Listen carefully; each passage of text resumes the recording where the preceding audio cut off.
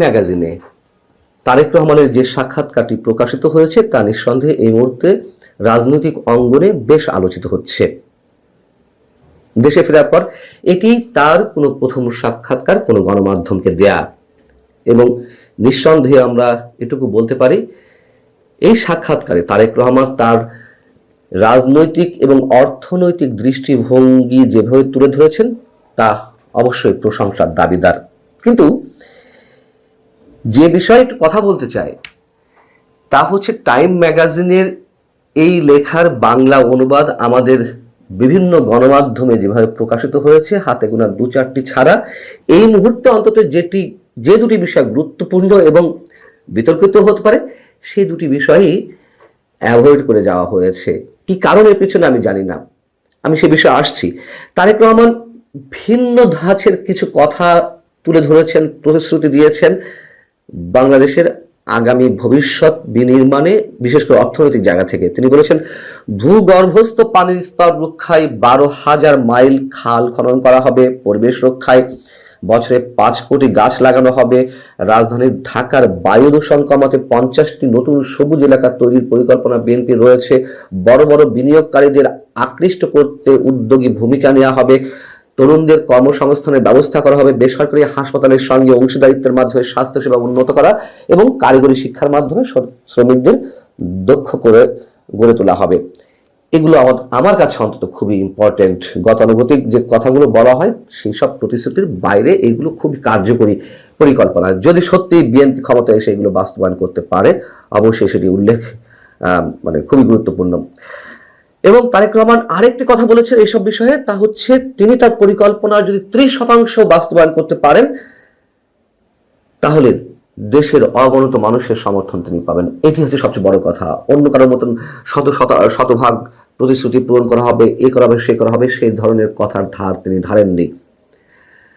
এখন যে কথাই বলছিলাম, যে দুটি বিষয় এড়িয়ে যাওয়া হচ্ছে আমাদের গণমাধ্যমগুলোতে বাংলা অনুবাদের ক্ষেত্রে, এবং এই প্রবণতা আমরা আওয়ামী লীগ আমলেও দেখেছি। যখন শেখ হাসিনা ক্ষমতায় ছিলেন তখন এই টাইম ম্যাগাজিন সহ আরো বিভিন্ন ইংরেজি আন্তর্জাতিক গণমাধ্যমে যেসব বিষয় লেখালেখি হতো তার অংশ বিশেষ পাশ কাটিয়ে যাওয়া হতো, ওগুলো খুব একটা ফোকাস করা হতো না। নির্বাচনে আওয়ামী লীগকে বাইরে রাখা ঠিক হচ্ছে কিনা এমন প্রশ্ন ছিল টাইম ম্যাগাজিনের পক্ষ থেকে। তারেক রহমান তিনি স্পষ্ট জানিয়ে দিয়েছেন যে নীতিগতভাবে কোনো দল নিষিদ্ধ করার পক্ষে তিনি নন। কেন নন? তিনি বলছেন যে আজ যদি একটি দল নিষিদ্ধ করা হয় তবে কাল আমার দলও নিষিদ্ধ যে করা হবে না তার নিশ্চয়তা কি। তবে অপরাধীদের শাস্তির বিষয়ে তিনি যে আপোষহীন সে বিষয়টি উল্লেখ করেছেন। এই অংশটি এই মুহূর্তে অবশ্যই যথেষ্ট আলোচনার দাবি রাখে। কেন রাখে? খালেদা জিয়া, তারেক রহমান সহ বিএনপির অসংখ্য নেতাকর্মীর উপর আওয়ামী লীগ স্টিম রোলার চালিয়েছে, নির্যাতন চালিয়েছে, এগুলো সবই সত্য কথা, অস্বীকার করার কিছু নেই। কিন্তু এসবের পরেও তিনি কোনো রাজনৈতিক দলকে নিষিদ্ধ করার পক্ষে নন। এই মেসেজটি আমাদের জন্য গুরুত্বপূর্ণ। আবার আমরা একটু খটকার মধ্যে পড়ে যাই যে আসলে তিনি এই কথাটি কতটা সততার সঙ্গে বলছেন সেটা নিয়েও প্রশ্ন উঠতে পারে।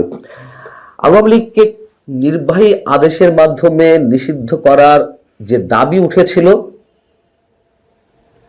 জুলাই অভ্যুত্থানকারীদের পক্ষ থেকে বা অন্যান্য দলের পক্ষ থেকে, বিএনপি কিন্তু তখন স্পষ্ট জানিয়ে দিয়েছিল যে তারা কোনো দল নিষিদ্ধ করার বিপক্ষে। কিন্তু যখন আবার সেই কাজটি করা হলো এনসিপি নেতাদের দাবির মুখে, তখন আবার বিএনপি স্টেটমেন্ট দিয়ে জানিয়ে দিয়েছিল যে তারা এটিকে সাধুবাদ জানায়, এটির কৃতিত্ব বা তারা নিতে চাইছিল।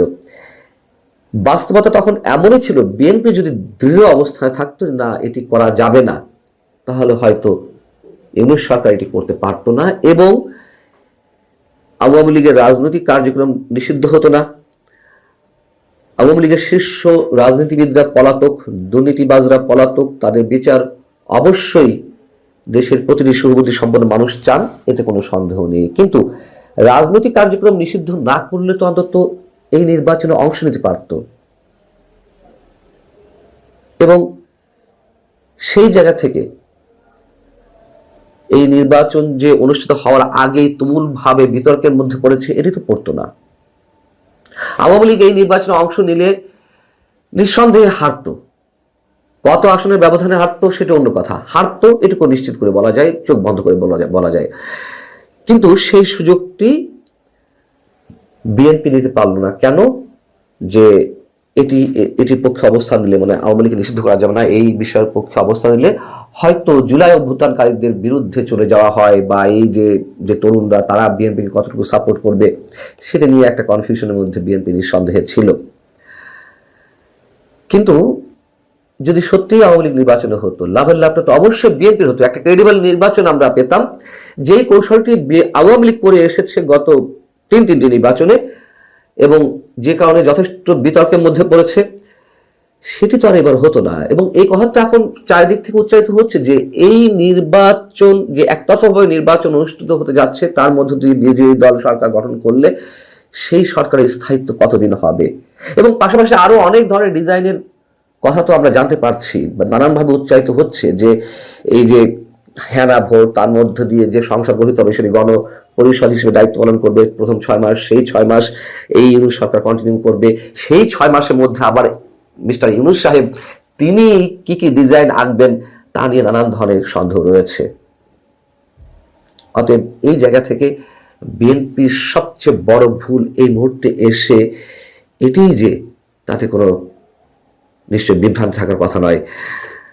এবং আওয়ামী লীগকে যে এখনো এদেশের সংখ্যাগরিষ্ঠ মানুষ প্রত্যাখ্যান করেনি সে কথা উঠে এসেছে মানে টাইম ম্যাগাজিনের এই প্রতিবেদনেই।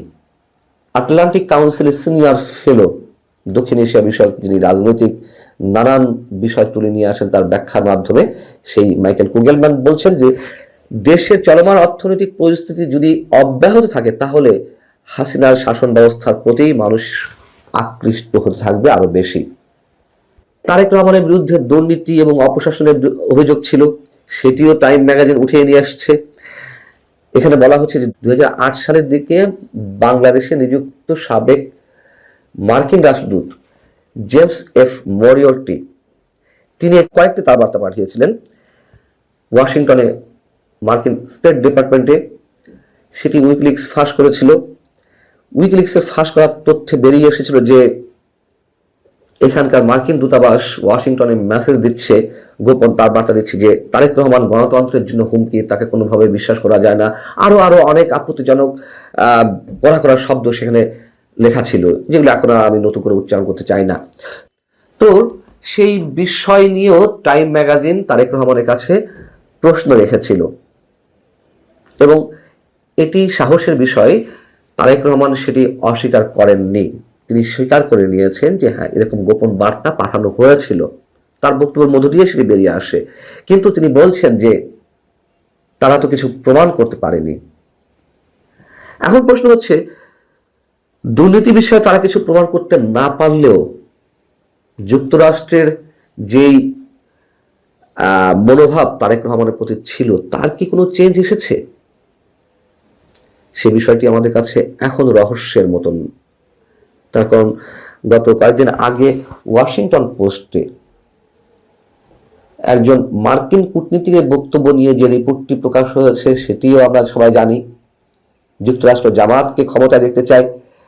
সেই জায়গা থেকে আসলে ভূ রাজনৈতিক জায়গা থেকে আগামী নির্বাচনে কি হতে যাচ্ছে সেই প্রশ্নের কিন্তু কোনো সমাধান এখনই মিলছে না।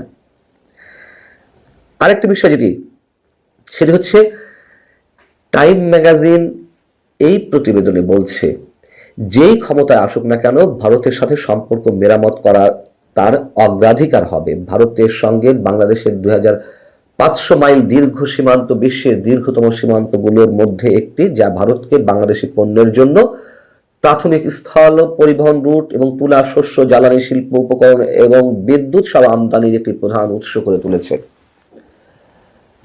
সেই ভারতের সঙ্গে বাংলাদেশের এখনকার যে সম্পর্ক যে তলানিতে গিয়ে পৌঁছেছে সেটি আগামীতে কোন জায়গায় গিয়ে পৌঁছাবে বা কি করা উচিত। তারেক রহমান বলছেন, খুবই চমৎকার উত্তর দিয়েছেন, আমাদের জনগণ এবং দেশের স্বার্থ রক্ষা সবার আগে। কিন্তু তারপরে আমি বলবো সম্পর্ককে আরো এগিয়ে নিয়ে যাওয়ার চেষ্টা করব। খুব সাহসী একটি কথা বলেছেন। অবশ্যই তারেক রহমানের সাহসিকতার পরিচয় এখানে দিতে হয় যে তিনি অকপটে ভারতের সাথে সম্পর্ক উন্নয়নের কথা বলেছেন।